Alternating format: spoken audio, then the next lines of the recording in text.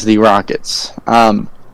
This one was another one that was fairly easy, which is a running theme on my list. Certainly easy. They are a young team. They are the second youngest team in the NBA. They need a veteran presence on that team. And not an Eric Gordon looking the other way veteran presence while the two young stars are arguing about who should get the last shot. They need a guy in the locker... What? Swaggy P. Go on. No. They need, someone who's going to control the locker room. They are the fourth worst team in second half scoring. They're not that bad in the first half, but you expect them to be bad because they're so young, and we're expecting them to be at the highest end of the draft lottery odds. But just the other night, I don't remember if it was yesterday or the night before, all of my games kind of blend together. They blew a 15-point lead against the Orlando Magic, another young team. I just don't know how this team is going to develop without someone mentoring these young players. It was last night, by the way. It was last night? Okay. Yes. So there's a lot of people, I think Angelo is one of them, that thinks coaching and mentorship is irrelevant. We're seeing in real time how a young team without a sense of direction implodes upon itself. I think I might actually do it, just go through and find all the young stars that have developed and blown up, and those second round picks who become all NBA players, and look at the teams they were on and see what kind of locker room presence they had around them.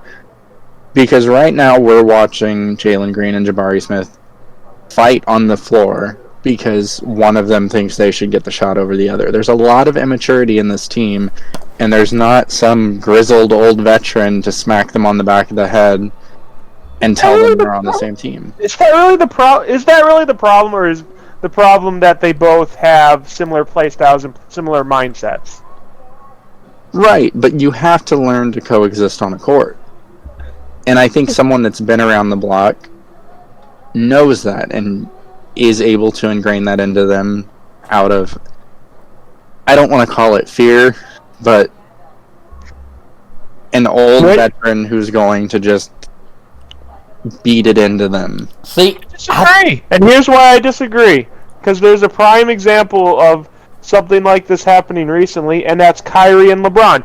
If they clash like that, sure, a veteran might be able to, shut one of them up for a while, but eventually that guy that isn't getting the final shot, that thinks he should be getting the final shot, is going to be like, well, bump this, I'm getting out of here, and I'm going to a place where I can prove that I am the guy.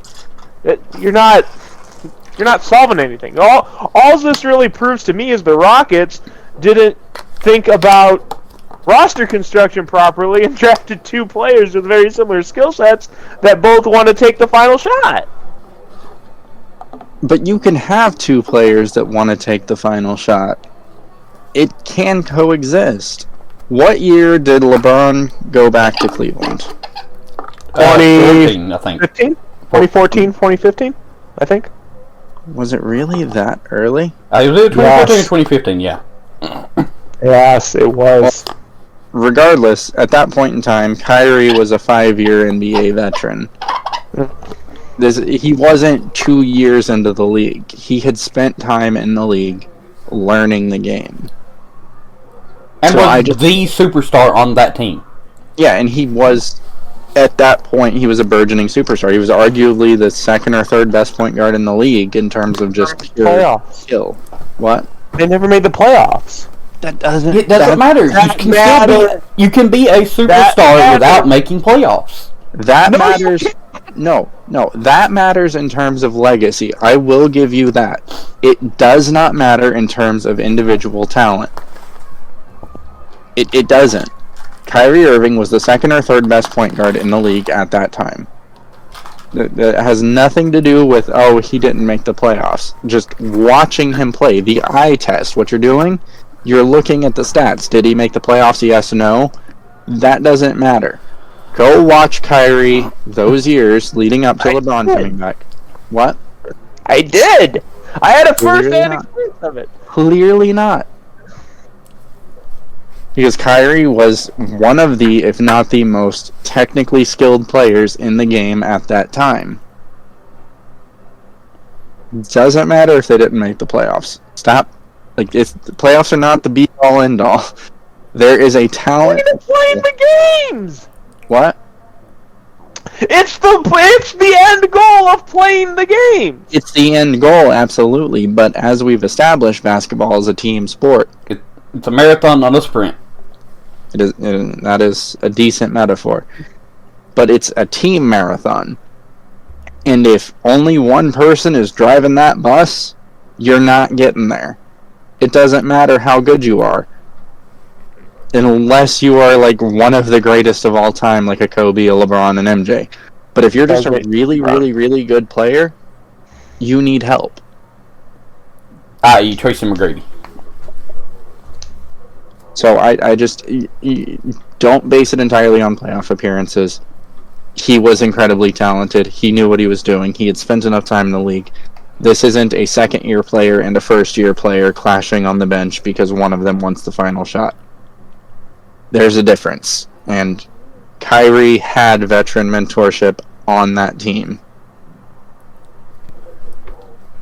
I don't think if...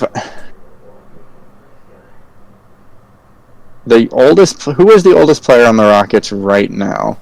Is it Eric Gordon? Probably is. It's either Eric Gordon or Boban. But regardless, like, you watch that video of them fighting on the court, and Eric Gordon is looking at the scoreboard. He's completely checked out. He's just riding out the contract until it's time to retire. They need a voice in that locker room that's going to get it under control. That's not. Oh my God, he is. The oldest player is him and Boban. Yep. Yeah, you need a guy that's not a coach because you need someone that's representative of the players, not the corporation. To kind of grab them both by the scruff of the neck and say, look, this is how we do it in the NBA, and just lead them to development. Because if they don't have that, they're just going to keep doing this. See, I absolutely disagree. I think you need a coach that was a player. It's kind of the same thing. Or you need someone like, as much as I hate him as a coach, you need somebody like Jason Kidd. Ooh. I love Jason Kidd as a player. He's one of my favorite point guards of all time. Horrible coach. Oh. Well, that's right. I don't got anything else to say about the Rockets. So if you want to move on, because I think you said you were doing the Blazers. Yeah, next. I might as well do the Blazers since we was talking about it.